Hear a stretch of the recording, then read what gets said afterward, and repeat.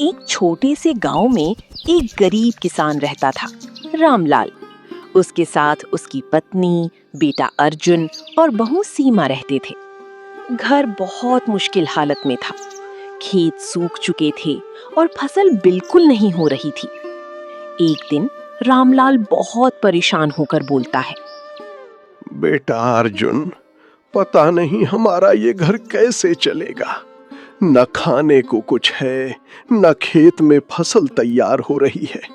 बेटा, अब तू ही मेरी आखिरी उम्मीद है, वरना हमारा घर कैसे चलेगा।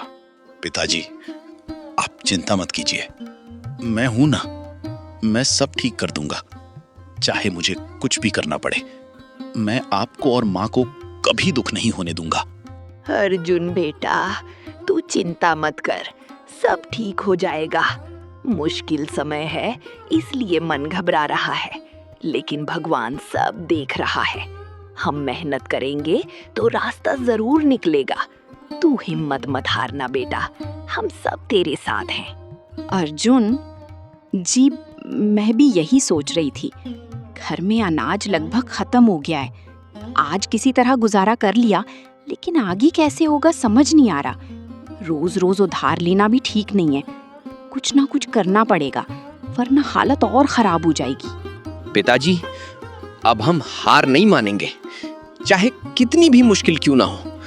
हम यहीं रहकर अपने खेत को फिर से संभालेंगे। मैं दिन रात मेहनत करूंगा, नई तरीके अपनाऊंगा, लेकिन इस घर की हालत ऐसे नहीं रहने दूंगा। मैं सब ठीक कर दूंगा पिताजी। अर्जुन चुपचाप अपने खेत की तरफ जा रहा है। उसके कदम धीमे थे, लेकिन उसके इरादे मजबूत थे। उसके मन में बस एक ही सोच चल रही थी कि अब उसे हर हाल में अपने घर की हालत बदलनी है, चाहे इसके लिए उसे कितनी भी मेहनत क्यों ना करनी पड़े।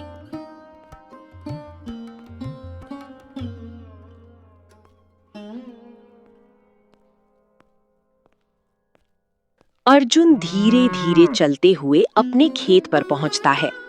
वहां का नजारा देखकर वो कुछ पल के लिए रुक जाता है। चारों तरफ फैली सूखी जमीन उसकी आंखों के सामने सच्चाई दिखा रही थी। हालात आसान नहीं थे, लेकिन उसके मन में अब भी एक मजबूत इरादा था कि वो हार नहीं मानेगा। अब रुकना नहीं है, कुछ तो करना ही पड़ेगा। अर्जुन बिना समय गंवाए काम में लग जाता है। वो पूरी मेहनत के साथ अपने खेत को फिर से तैयार करने में जुट जाता है। उसकी हर कोशिश में अब एक अलग ही लगन नजर आ रही थी। वो लगातार बिना रुके काम करता रहा। धूप बढ़ती रही, लेकिन उसने हार नहीं मानी। उसके हाथ थक रहे थे, लेकिन उसके इरादे अब पहले से भी ज्यादा मजबूत हो चुके थे। उसके मन में बस एक ही बात थी कि अब उसे हर हाल में अपने घर की हालत बदलनी है।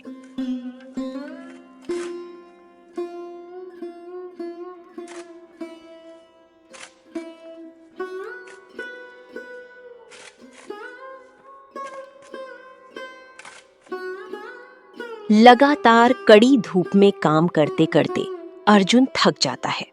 उसके हाथ धीमे पड़ने लगते हैं और सांसें भी तेज हो जाती हैं। कुछ देर रुककर वो पास की एक पेड़ की छांव में जाकर बैठ जाता है।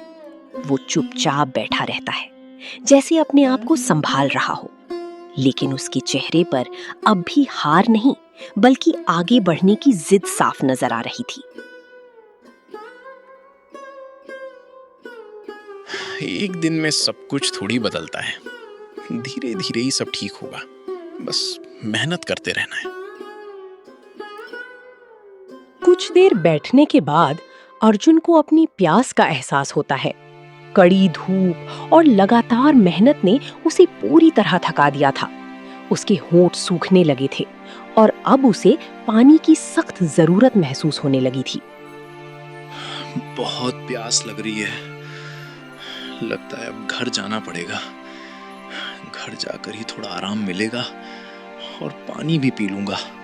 अर्जुन धीरे धीरे अपने खेत से घर की तरफ लौटने लगता है।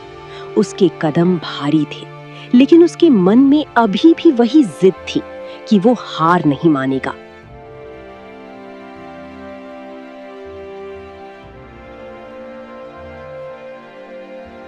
अर्जुन धीरे धीरे घर पहुंचता है। उसके चेहरे पर थकान साफ दिखाई दे रही थी। कड़ी मेहनत और तेज धूप ने उसे पूरी तरह थका दिया था, लेकिन उसके मन में अब भी हार मानने का ख्याल नहीं था।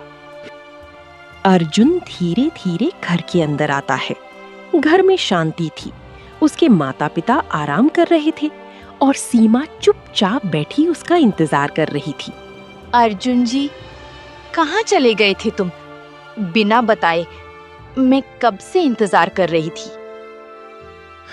खेत पर गया था, सोचा थोड़ा काम देख लूं। हालत ठीक नहीं है, इसलिए कुछ समझने की कोशिश कर रहा था। देखना पड़ेगा कैसे संभालना है सब। अर्जुन जी, तुम भी ना इतनी धूप में चले गए, कुछ खाया भी नहीं होगा। पहले बैठो, मैं पानी लेकर आती हूँ, फिर आराम से बात करेंगे।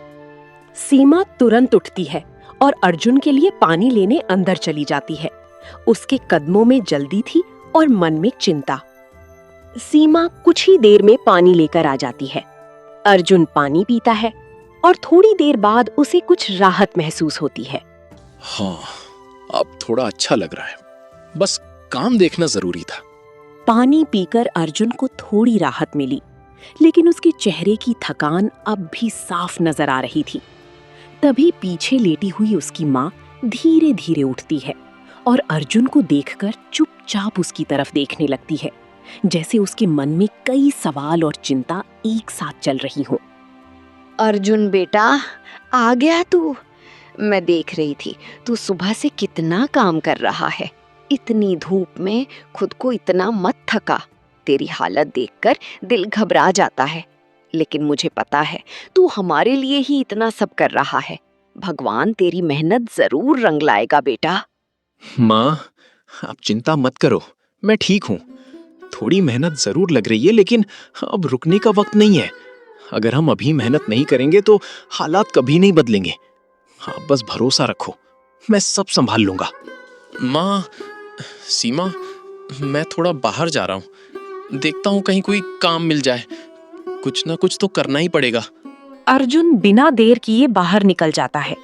उसे उम्मीद थी कि कहीं ना कहीं कुछ काम जरूर मिलेगा।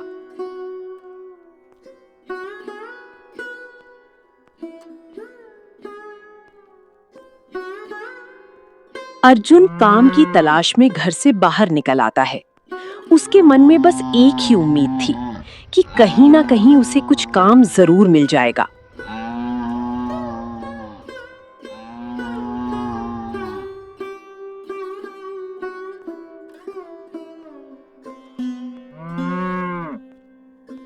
अर्जुन काम की तलाश में पास के छोटे से गांव के बाजार में पहुंचता है। वहां कुछ दुकानें और लोग अपने काम में लगे हुए थे। अर्जुन उम्मीद के साथ इधर-उधर देखने लगता है।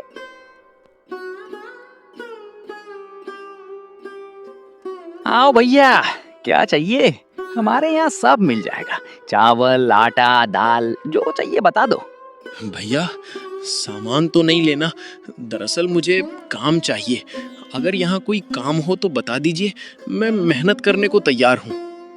काम तो है भैया, ज्यादा बड़ा नहीं है, बस थोड़ा सामान उठाने रखने में हाथ बटाना पड़ेगा। अगर मेहनत कर लोगे तो मैं कुछ दे दूंगा। जी भैया, मैं कर लूंगा। आप बस बता दीजिए क्या करना है, मैं पूरी मेहनत से काम करूंगा। मुझे काम की बहुत जरूरत है। अर्जुन बिना देर किए काम करने लगता है। वो पूरी मेहनत और लगन के साथ दुकानदार की मदद करता रहता है। उसकी हर हरकत में जल्दी और जिम्मेदारी साफ नजर आ रही थी। वो लगातार बिना रुके काम करता रहा। पसीना बहता रहा, लेकिन उसने एक बार भी आराम करने के बारे में नहीं सोचा। धीरे धीरे समय बीतता गया और काम करते करते कब शाम हो जाती है, अर्जुन को खुद भी पता नहीं चलता। पूरे दिन की मेहनत अब उसके चेहरे पर साफ दिखाई दे रही थी।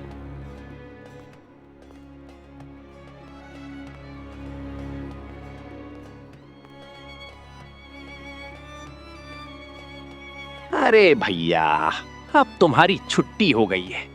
आज के लिए बस इतना ही काम काफी है। तुमने काफी मेहनत की है। रोज इसी समय तुम्हारी छुट्टी हो जाया करेगी। और अगर तुम चाहो तो कल से भी आ जाना। मुझे ऐसे ही मेहनती आदमी की जरूरत थी। तुम ठीक से काम कर लेते हो। धन्यवाद भैया, आपने मुझ पर भरोसा किया। मैं कल से रोज समय पर आ जाऊंगा, पूरी मेहनत से काम करूंगा, आपको कभी शिकायत का मौका नहीं दूंगा।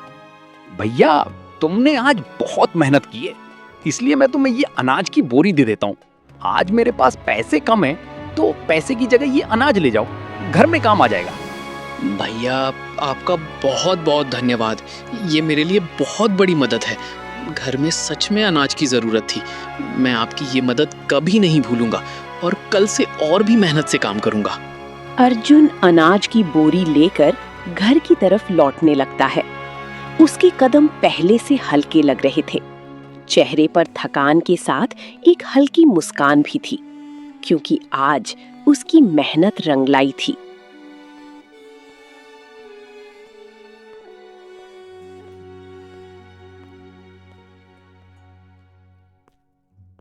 अर्जुन अनाज की बोरी लेकर घर पहुंचता है।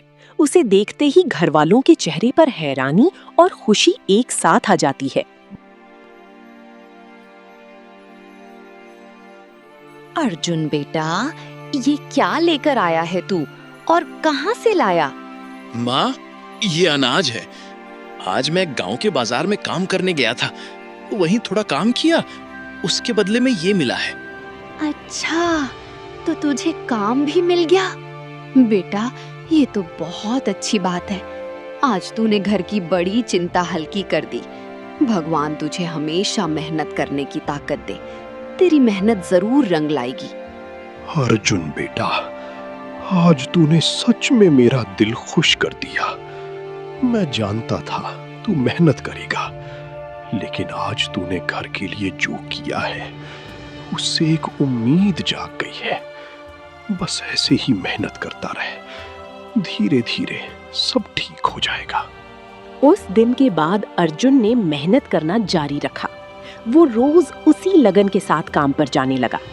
धीरे धीरे उसके घर की हालत बदलने लगी और घर में फिर से खुशियां लौटने लगी।